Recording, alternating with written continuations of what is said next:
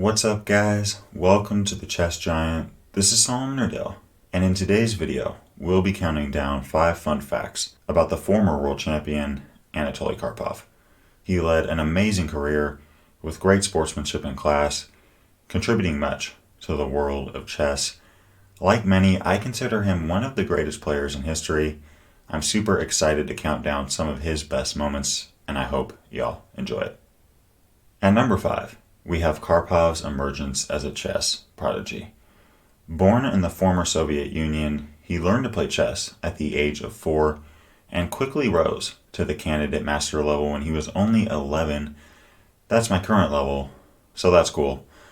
At the age of 12, Karpov was invited to Mikhail Botvinik's prestigious chess school.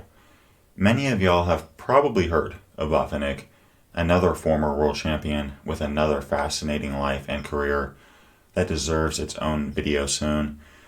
Botvinik was not overly fond of Karpov's chances and said, "The boy does not have a clue about chess, and there's no future at all for him in this profession."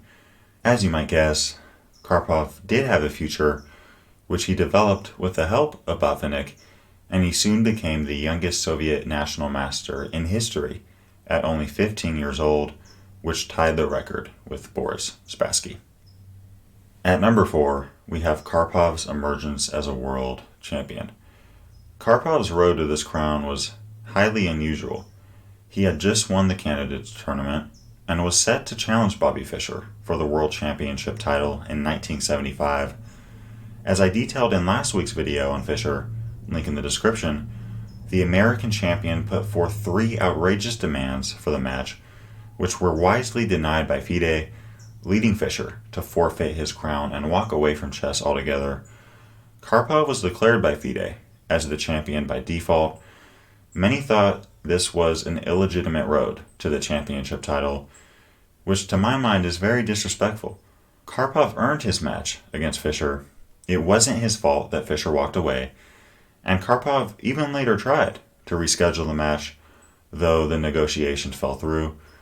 According to Garry Kasparov, Karpov had a very good chance of beating Fischer due to the former's professionalism and the fact that Fischer had been inactive for 3 years. Karpov's reign as world champion was far from over, as he held on to the title for a decade straight, and then later became the FIDE world champion when Kasparov broke away from FIDE in 1993. At number 3, we have Karpov becoming a 9-time chess Oscar winner. Until they were discontinued in 2013, the Chess Oscars were a prestigious and esteemed international award given annually to the best chess player, as voted on by hundreds of chess journalists worldwide who followed the game very closely. Karpov was chosen 9 times, second only to Kasparov's 11. Karpov was active and successful throughout his entire career, winning 184 tournaments, representing the Soviet Union 6 times in the Chess Olympiad, during which he only lost 2 of his 70 games. He was also the number 1 ranked player for 102 months of his career, which is the 3rd longest of all time, sitting only behind Magnus Carlsen and Garry Kasparov. Number 2 brings us to Karpov's playing style. What made this man so good was his consistency. Karpov was a positional player, never looking to take many risks, if any at all.